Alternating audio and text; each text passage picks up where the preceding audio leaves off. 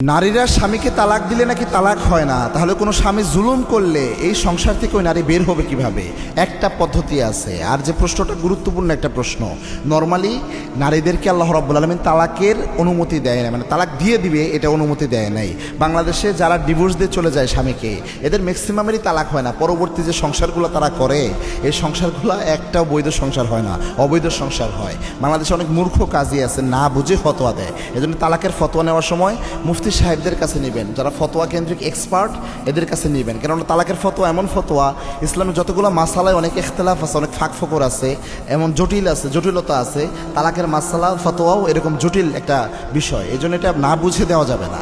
আর প্রয়োজন কিছু হাদিয়া তোহফা দিয়ে হলে মুফতি সাহেবদের কাছে ফতোয়া নেবেন। 2 নম্বর কথা হচ্ছে, তালাকের অধিকার নারীদের আল্লাহ এই জন্যই দেয় না, এটার একটা হেকমত আছে। নারীদের যেহেতু মেজাজ একটু অল্পতেই উঠে যায় এবং মেজাজের কন্ট্রোল তাদের মধ্যে থাকে না, বুঝজ্ঞান রাগ উঠলে মাথা ঠিক থাকে না, তো এই জন্যে আল্লাহ এই অধিকার দেয় নাই, যার কারণে পুরুষদেরকে আল্লাহ দিয়েছে। তবে একটা পদ্ধতি এমন রয়েছে জুলুমের ক্ষেত্রে এই বিধানটা রয়েছে, সেটা হচ্ছে খোলা তালাকের একটা বিষয় থাকতে পারে। বাংলাদেশে কাবিননামায় 18 নম্বর কলামে দেখবেন আপনার স্ত্রীদেরকে তালাক নিজের উপর গ্রহণ করবে এই অনুমতি কিন্তু দেওয়া হয়। যদিও তালাক বিষয়টা ভয়ানক একটা বিষয়, তবুও বিয়ের দিনই এই অনুমতির একটা টিকচিহ্ন হয়ে যায়। এবং তালাক কত ভয়ানক একটা হাদিস বলে আমি ফতোয়াটা বুঝাইয়ে বলতেছি।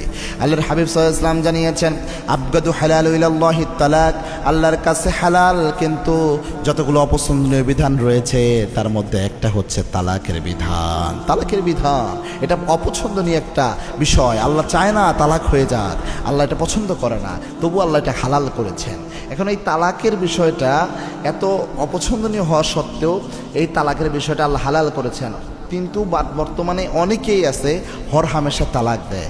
এবং এই বিয়ের দিনই কাবিননামায় তালাকের দিন নেওয়া হয়, যাতে কোনো স্বামী যদি জুলুম করে তাহলে স্ত্রী যেন ছুটে যেতে পারে। এখন শুনেন, 2টা প্রসেস এখানে আছে। যদি 18 নম্বর কলামে ওই যে টিকচিহ্ন দেওয়া থাকে, এটা স্বামী যদি জেনে বুঝে ওটা টিকচিহ্ন দেবে, সাইন করে, তাহলে এটার মাধ্যমে স্ত্রী অনুমতি পেয়ে যায়। স্ত্রী যদি পরে তালাকনামা পাঠায় যে আমি নিজের উপর তালাক গ্রহণ করলাম, ভাষায় এটা হতে হবে যে আমি গ্রহণ করলাম। যদি বলে আমি তালাক দিলাম, তাহলে তালাক হবে না। যদি স্ত্রী বলে আমি নিজের উপর, আপনি যে আমাকে অধিকার দিয়েছেন নিজের উপর তালাক গ্রহণ করার, এই বলে আমি নিজের উপর তালাক গ্রহণ করলাম, 1 তালাক 2 তালাক 3 তালাক গ্রহণ করলাম, এইভাবে যদি নারী করে বা খোলা তালাক গ্রহণ করলাম, তাহলে ওই নারীর এই তালাক বৈধ হবে। যদি এই কাগজটা পাঠায়, এইভাবে সে ছুটে যেতে পারে সংসার থেকে। যদি স্বামীর জ্ঞাতার্থে এটা হয় যে সাইনটা হয় 18 নম্বর কলামে, হ্যাঁ কোনো স্বামী জানেই না যে সে কাবিননামায় সাইন করছে, যে তালাকের অনুমতি দিয়ে দিছে, তো এটার ক্ষেত্রে এটা হবে না। এটা সব মোটামুটি অধিকাংশ উলামায়ে কেরামের ফতোয়া এটা। এখন কথাবার্তার ক্ষেত্রে, ঝগড়ার ক্ষেত্রেও যদি কখনো কোনো স্বামী বলে যে তুমি চাইলে আমার থেকে ছুটে যেতে পারো, এরকম কথা বললো, তুমি চাইলে চলে যেতে পারো, তোমাকে অনুমতি দিলাম, এরকম কথা যদি বলে, ওই মহিলা তখনও পারবে, তখন অনুমতি চলে আসে, তখনও পারবে সে নিজের উপর তালাক গ্রহণ করতে, তাহলে তালাক হয়ে যাবে, সে ছুটে যেতে পারবে এই সংসার থেকে। এখন প্রথম 18 নম্বর কলামে এটাও হলো না, আবার সে কখনো অনুমতিও দিচ্ছে না, আবার জুলুমও করতেছে, এই অবস্থা হলে কী করবেন? তখন তো ইসলামের সুস্পষ্ট সমাধান আছে, 2 পরিবারে বসান। নর্মালি তো তালাকের বিষয় আসলে কি হয়, 2 পরিবার বসতে হয়। এত বড় একটা ডিসিশন বাংলাদেশে না, একটা পান্তাভাত বানিয়ে ফেলছে, মন চালেই তালাক দেয়। ওমর রাদিয়াল্লাহু আনহু জামানায় এক লোক এক বউকে 100 তালাক দিছিল। ওমর রাদিয়াল্লাহু আনহু 3 তালাকে বউ তালাক ফতোয়া দিয়ে 97 তালাক দোররা হিসেবে মারছে পিঠের মধ্যে, যে 3 তালাকে তোর বউ তালাক, 97 তালাক তোর পিঠে দোররা হিসেবে মারবো, কারণ আল্লাহর বিধান কিন্তু খামখেয়ালি ভাবে নিচ্ছিস। বাংলাদেশে অনেক ভাই রয়েছে বউরে তালাক দিতে দিতে তার মা বাবা 14 গোষ্ঠী তালাক দেয়, মনে হয় সবটিকে সে বিয়ে করছে, এরকম জানোয়ার আছে কিছু। এই জন্য এটা করবেন না। তালাকের বিধানের তো সিস্টেমে এটা 2 পরিবার বসতে হয়, অনেক কিছুর পরে যখন হয় না, প্রথমে বুঝাতে হয়, বিছনা আলাদা করতে হয়, হালকা শাসন করতে হয়, 2 পরিবারে বসে একটা সমঝোতার চেষ্টা করা হয়, না হলে পরে 1 তালাক মাত্র দিতে হয়। তো এই বসার সিস্টেম তো আছেই।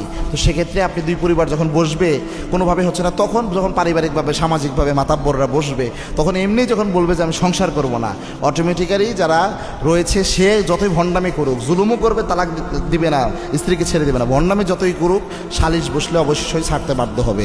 সুতরাং এই সিস্টেমে আপনি বের হয়ে আসতে পারবেন, কোনো সমস্যা নেই, যদি মারাত্মক জালেম হয়। আর যদি মানিয়ে নেওয়া সম্ভব হয়, বোনেরা একবার রিকোয়েস্ট করব, একটু ভেবে দেখবেন, তালাক নেওয়ার আগে দুনিয়া যত সহজ মনে হয়, তালাক নেওয়ার পর এই দুনিয়া কিন্তু অত সহজ না।